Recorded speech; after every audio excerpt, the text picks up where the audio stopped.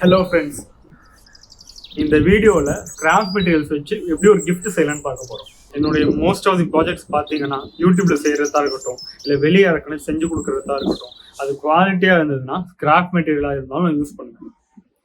ஏன்னா பாருங்க, எல்லாமே ஸ்கிராப்லேருந்து எடுத்தது தான் முக்கால்வாசி. நான் ஒரு ஸ்டாக்கே வச்சிருக்கேன். இது வந்து பார்க்குறவங்களை பொறுத்து.